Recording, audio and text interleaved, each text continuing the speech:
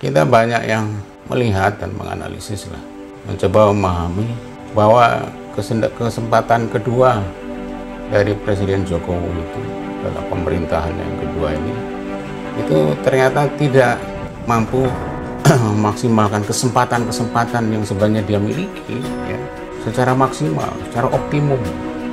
Bagaimana caranya kesempatan-kesempatan yang baik itu mampu menjadi acuan atau menjadi tumpuan bagaimana dia bisa membantu rakyat Indonesia untuk merealisasikan tujuan-tujuan, ideal-idealnya, keinginan-keinginan, harapan-harapannya, dan mimpi-mimpinya. Dalam kenyataannya malah justru banyak sekali pihak di Republik ini, hampir semua atau kebanyakan, merasa tidak bisa diakomodir keinginan-keinginan. Jangankan untuk bisa merealisasikan tujuan-tujuan baiknya, tujuan-tujuan yang menjadi idealnya itu, bahkan untuk bisa melaksanakan, mewujudkan hal-hal yang sifatnya sepele, yang pragmatis saja, kita masih mengalami kesulitan.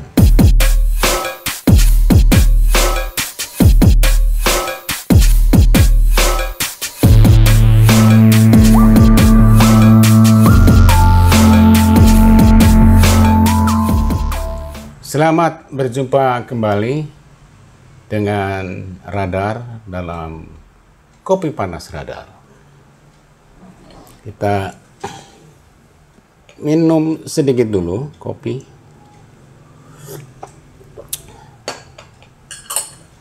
Untuk menyapa saudara-saudaraku seluruh tanah air yang bisa dijangkau. Semoga saudara-saudara selalu dalam lindungan Allah dan selalu mendapat rezeki dan rahmatnya. Hari ini kita mencoba mengevaluasi sedikit ya, hasil kerja atau kinerja pemerintahan kita yang sudah lebih dari 2 tahun ya, periode keduanya,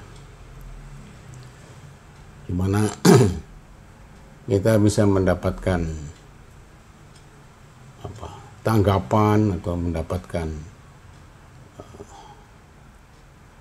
pandangan, opini dari berbagai pihak atau beberapa kalangan mengenai hasil kerja dari Kabinet Jokowi. Kita tahu bahwa cukup banyak penilaian atau reaksi terhadap kinerja dari pemerintahan kita, bahkan dari pemerintahan asing. Kenapa saya harus bicara begitu? Karena pemerintahan Jokowi yang dari yang pertama itu, terutama yang pertama itu, ekspektasi terhadap Jokowi besar sekali, bahwa dia bisa menciptakan banyak sekali perubahan, ya, peluang-peluang yang sangat bagus karena elektabilitasnya cukup tinggi, bahkan di dalam opini internasional tuh, sebagian kalangan global tuh melihat bahwa Jokowi itu adalah semacam harapan baru ya, bagi rakyat Indonesia. Tapi ternyata kita tahu begitu banyak masukan dan kritik terhadap Jokowi dan anak buahnya atau pemerintahannya secara keseluruhan tuh ternyata tidak mampu untuk meyakinkan banyak kalangan, bahkan luar negeri ya, bahwa dia mampu mengatasi persoalan-persoalan yang selama ini melanda negeri ini ya. Dengan kemampuannya atau dengan kapasitasnya, dengan elektabilitasnya yang tinggi itu, ternyata performance-nya itu tidak sesuai dengan harapan, bahkan jauh dari yang diinginkan oleh masyarakat luas dalam dan luar negeri. Tidak hanya dalam soal tata kelola atau pelaksanaan pemerintahannya yang selalu memiliki masalah ya, di berbagai bidang, di berbagai dimensi, dan di berbagai bagian dari pemerintahannya itu. Kita tidak pernah juga menemukan terobosan-terobosan baru, gagasan-gagasan baru yang ditawarkan kepada Republik ini, pada rakyat ini. Tawaran-tawaran yang bisa digunakan oleh masyarakat negeri ini untuk bisa tidak hanya menjawab persoalan-persoalan mutakhir, tidak hanya bisa menjawab persoalan-persoalan dan tantangan-tantangan baru, tapi juga memberikan gagasan, ide baru ya bagi kehidupan di Republik ini, termasuk di dalam pergaulan kita di dunia internasional. Nah, semua itu juga menunjukkan bagaimana kerja dari pemerintahan ini, dari kabinet yang dibentuk itu, juga tidak pernah menawarkan hal-hal baru, ya, kecuali kerja-kerja dengan cara berpikir lama, yang konservatif, ya, tidak progresif, ya. Sama saja dengan pemerintahan lama. Tidak ada misalnya kita punya terobosan yang mampu gitu memberikan kita peluang-peluang baru, jawaban-jawaban baru di mana situasi keadaan sekarang ini di dunia mendapatkan tantangan-tantangan yang berat. Kita hanya melihat bagaimana pemerintahan itu menjalankan semua itu hanya dengan semacam kerja-kerja yang konservatif, ya, kerja-kerja yang biasa-biasa saja, bahkan cenderung normatif. Termasuk misalnya dalam penanganan pandemi itu ya, COVID itu. Semua banyak pihak yang menyesalkan kebijakan-kebijakan yang tidak jelas, tidak kuat, ya, yang justru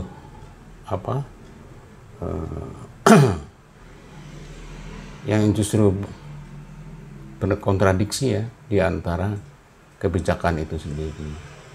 Banyak orang yang merasa bahwa penanganan itu dibawa oleh satu cara berpikir atau pendekatan yang terlalu oportunis, ya, pragmatis, sementara dibutuhkan kekuatan, gagasan, kekuatan di dalam membulatkan atau meneguhkan idealisme, ya, tujuan-tujuan ideal dari bangsa ini. Ya, sampai kepada persoalan-persoalan bagaimana negeri ini, Republik ini mampu juga berkontribusi dalam kehidupan global, dalam dalam geopolitik, ya, ekonomik, kultural, dan yang lain-lain. Kita tidak mendapatkan satu karakter yang kuat, ya, jati diri yang kuat dari satu bangsa di dalam turut menciptakan situasi-situasi baru yang memang dibutuhkan dalam keadaan sekarang ini. Semua itu terjadi antara lain karena kita banyak yang melihat dan menganalisis lah, mencoba memahami bahwa kesempatan kedua dari Presiden Jokowi itu dalam pemerintahan yang kedua ini itu ternyata tidak mampu memaksimalkan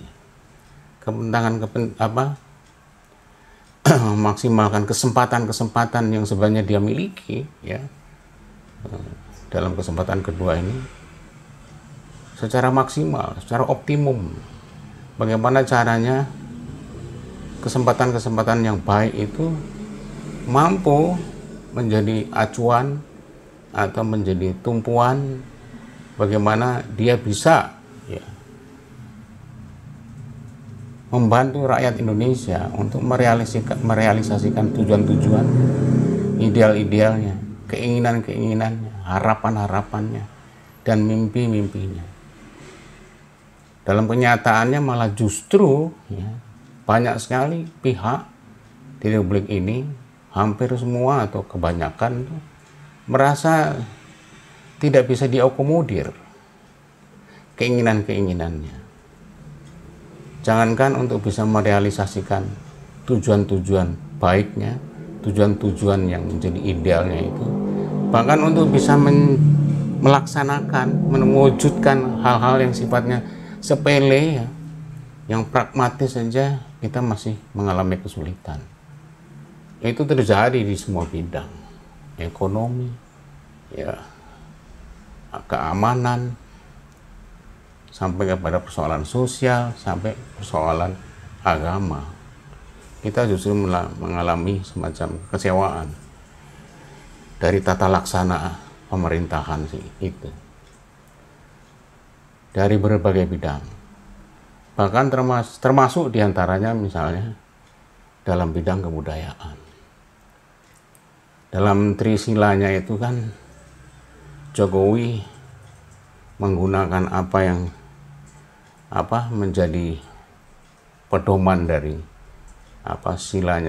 trisilanya Soekarno itu kan, dimana bangsa ini atau negara ini harus mampu menciptakan martabat, kemandirian di dalam ekonomi, ya, bisa menciptakan pertahanan politik dan pertahanan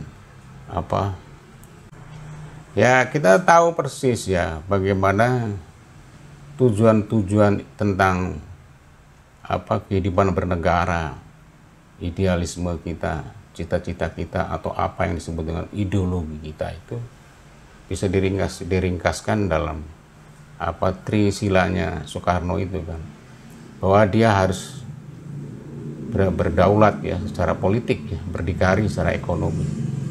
Nah, itu kelihatan upaya untuk itu, tapi kita tahu juga baik secara politis maupun secara ekonomis ternyata masih terlalu banyak masalah, ya. Masalah sekali di berbagai hal, ya kan? Dan yang paling mengenaskan adalah dalam bidang kebudayaan. Tujuannya itu untuk menciptakan kepribadian dalam bidang kebudayaan itu hampir sama sekali tidak terwujud, tidak terlaksana. Kita tidak pernah melihat program-program secara khusus kuat ya dalam bidang kebudayaan. Saya mengamati persis ya bagaimana pembangunan kebudayaan itu dianggap sangat minor dibandingkan dengan pembangunan-pembangunan di bidang lain. Dari segi anggaran tentang kebudayaan itu kecil sekali, sementara lahannya, ya, problemnya dan yang lain-lain itu begitu besar dan luas. Kebudayaan jadi terkerdilkan. Kebudayaan jadi cuma masalah mainan, orang menari, menyanyi, main teater, dan yang lain-lain. Pemahaman tentang kebudayaan buruk sekali di tangan para pengambil kebijakan. Orang-orang yang menjadi tokoh utama dalam kebijakan kebudayaan benar-benar tidak dianggap kredibel, tidak dianggap mampu untuk menggerakkan kebudayaan, mendapatkan jati diri dari bangsa ini. Kepribadian tuh seperti tidak didapatkan, kepribadian itu tidak, malah jadi hilang ya dalam bidang kebudayaan itu. Jadi dalam situasi seperti itu ya, dalam hasil yang seperti itu kita bisa melihat capaian-capaian yang sudah didapatkan oleh pemerintahan Jokowi itu tidak bisa mendapatkan torehan yang cukup baik ya. catatan yang emas gitu, yang monumental dalam kehidupan kita. Itu capaian-capaian sangat biasa, bahkan normatif, ya. Bahkan bisa dianggap gagal total, terutama di dalam kebudayaan, karena para pengambil kebijakan atau yang mengurus kebudayaan itu sendiri tidak begitu paham secara baik kebudayaan itu sendiri apa. Menteri Pendidikan Kebudayaannya sendiri tidak tahu kebudayaan itu apa, tidak pernah ngurus kebudayaan. Bahkan membuka pameran saja, pameran lukisan, teater, mengunjungi pertunjukan, itu tidak pernah. Terus apa arti pendidikan di samping kebudayaan dalam hal ini? Jadi malam saya merasa ada pelecehan, penghinaan, bahkan hampir dalam bentuk asasinasi atau pembunuhan kebudayaan dengan kebijakan yang semacam itu. Bahkan ya, dari apa yang menjadi taruhan utama dari pembangunan ekonomi, berdaulat secara ekonomi itu dari pemerintahan ini, kita bisa melihat bagaimana ternyata misalnya pembangunan yang paling diandalkan, yang paling kuat dan paling besar itu, yaitu pembangunan infrastruktur, itu ternyata tidak mampu menjadi stimulus ekonomi, tidak mampu menggerakkan kekuatan ekonomi kita di berbagai sektor. Jadi masih menggunakan cara-cara lama, masih menggunakan bisnis lama, ya. Tidak ada terobosan dalam bidang usaha, ya, apapun, termasuk usaha kecil dan menengah, itu kita tidak mendapatkan perkembangan yang cukup signifikan dalam kehidupan kita bersama, terutama di bidang ekonomi. Jadi infrastruktur yang begitu hebat, yang mengambil ongkos yang sangat mahal dan tinggi, dengan utangnya juga yang menggunung, yang jadi akibatnya ternyata tidak bisa menjadi penggerak ekonomi rakyat. Mungkin yang menggerak cuman ekonomi rakyat besar, rakyat-rakyat yang semakin kaya raya, semakin berlimpah, ya, hartanya, kuasanya, dan yang lain-lain. Banyak sekali orang yang menjadi triliuner, miliuner, dan yang lain-lain, sementara secara umum tidak ada perkembangan yang signifikan, bahkan sebagian melihat itu terjadi kemiskinan yang semakin sistemik. Nah, soal-soal itu seperti yang saya sebutkan itu mungkin bisa dianggap sebagai satu opini pribadi, satu hal yang subjektif. Tapi semua itu ada ukurannya. Semua orang tahu ukuran-ukuran itu ada dan bisa disebutkan. Bukannya sekedar contoh, tapi secara saintifik, ya, secara ilmiah, itu bisa kita lihat bersama, kita buktikan bersama. Nah, dalam situasi itu menurut saya, ya, ketika kita menilai kinerja dari pemerintahan kita ini, ya, dari kabinet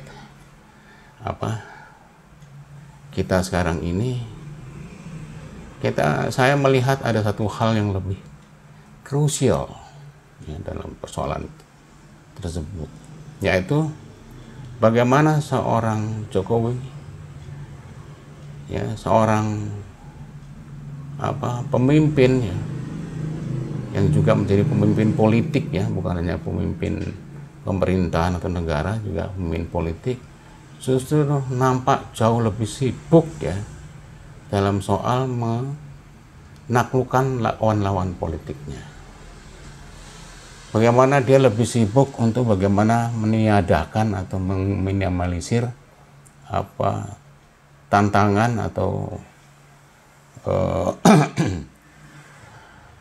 lawan-lawan politik yang dianggap potensial mengganggu pemerintahannya.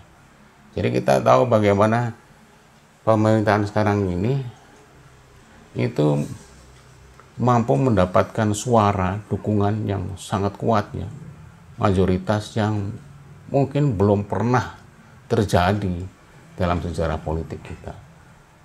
Bahkan misalnya dari segi suara saja gitu, Partai Golkar di zaman Soeharto tidak setinggi ini atau sebesar ini dukungannya. Nah, bagaimana caranya tiba-tiba sang presiden itu mampu gitu, menggalang kekuatan itu sehingga hampir tidak menyisakan kekuatan lain. Semua kekuatan jadi tidak bermakna karena semua sudah berpihak kepada pemerintahan.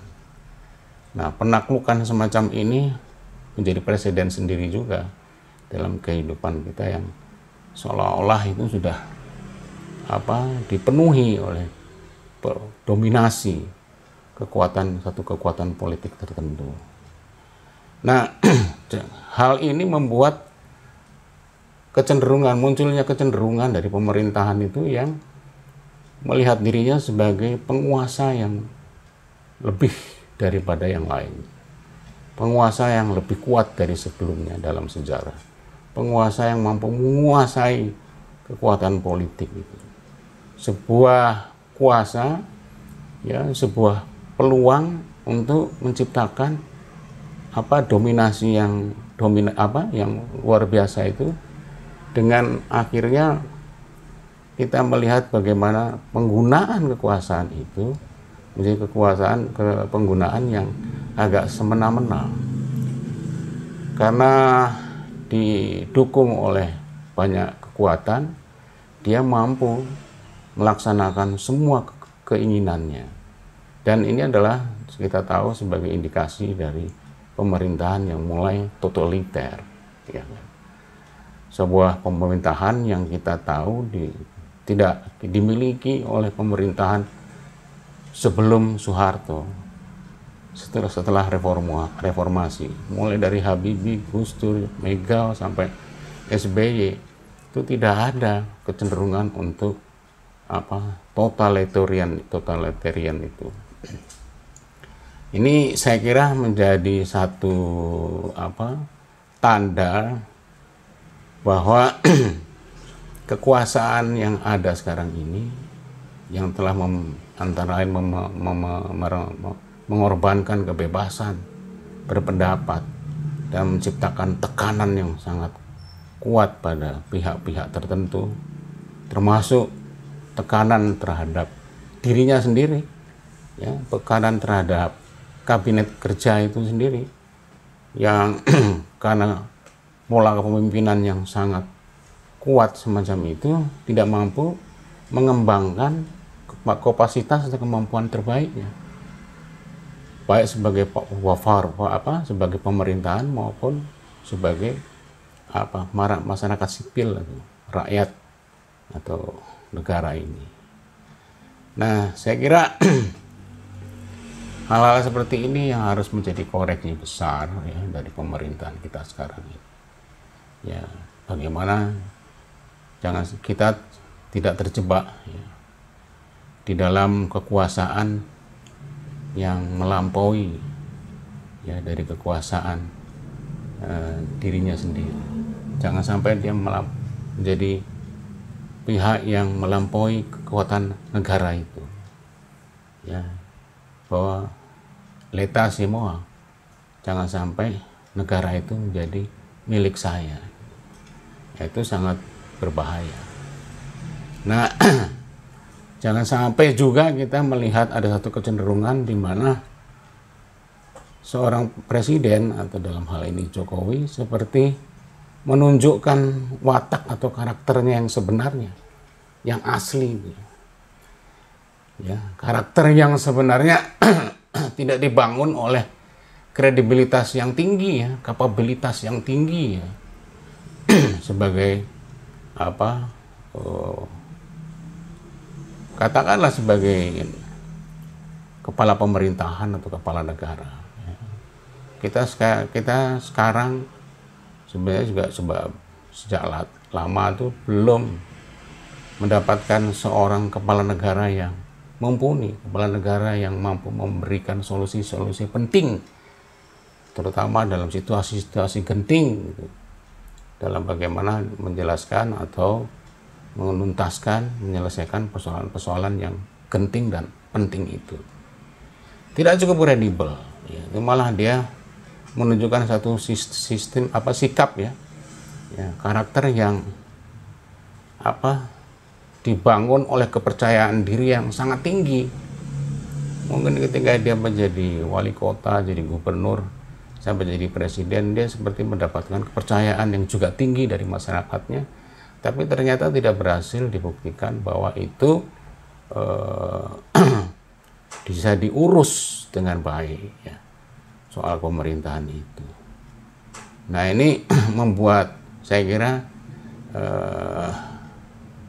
kepala pemerintahan ini merasa bahwa dia sangat kuat, merasa dia bisa menjalankan semua hal yang dia inginkan, padahal sebenarnya tidak semampu itu, tidak sehebat itu dalam mewujudkan keinginannya itu. Malah kelihatan sekali bahwa ada kekeraskepalaan di dalam menerima masukan-masukan, ya, kritik-kritik, ya. Seperti kita tahu banyak sekali balasan-balasan, banyak sekali bantahan-bantahan, banyak sekali juga pertempuran-pertempuran dalam opini publik dan yang lain-lain yang dilancarkan oleh pihak pemerintah, walaupun bersembunyi ya dari barisan buzzer yang lain-lain, itu kelihatan sekali tidak mampu dia mengakomodir ya perbedaan-perbedaan, bahkan sebenarnya masukan-masukan yang luar biasa. Pemerintah ini jadi seperti seorang tuli ya, penderita tuli, karena tidak mampu menjadi pendengar yang baik. Sehingga terus kemudian saya kira ada satu sisi di mana kekeraskepalaan itu menjadi terlalu buruk ya dalam pemerintahan kita selama ini. Ya, tidak mampu juga memelihara masa depan, tidak mampu memelihara harapan-harapan, ya, tidak mampu memelihara kenyataan hari ini saya masa depan, dan akhirnya kita melihat ada satu pemerintahan yang tidak mampu lagi mendengar, tidak mampu lagi memamah, tidak mampu lagi memahami, tidak mampu lagi mengkomprehensi. Dia jadi deaf ya, jadi keras kepala, jadi ndablek. Ini pemerintahan yang mulai ndablek ya, kalau dalam ekspresi orang Jawa. Nah itu adalah ekspresi yang seharusnya menjadi masukan bahwa kendablekannya itu akan sangat tidak berguna dalam menciptakan kedewasaan pemerintahan, tidak bisa menciptakan kedewasaan dalam kehidupan politik, ekonomi, berbudaya, beragama, pendidikan, dan yang lain-lain. Nah, kedewasaan itu yang sebenarnya, kematangan seperti itu yang sangat kita butuhkan dalam situasi yang sangat kritikal selama ini. Ya, mudah-mudahan apa yang saya ungkapkan ini mungkin tidak bisa diterima dengan baik, tapi tentu saja tujuannya adalah baik. Tujuannya untuk kita bisa baik bersama, tujuannya menciptakan kebaikan bersama, menciptakan hal-hal yang bisa kita pelajari bersama dan kita bisa maju bersama. Semoga Allah melindungi kita dan kita selalu mendapatkan hakikat dari peristiwa-peristiwa yang terjadi dalam diri kita bersama. Demikian kira-kira yang bisa saya sampaikan ya kepada saudara-saudara seluruh tanah air. Sampai berjumpa lagi di Kopi Panas berikutnya.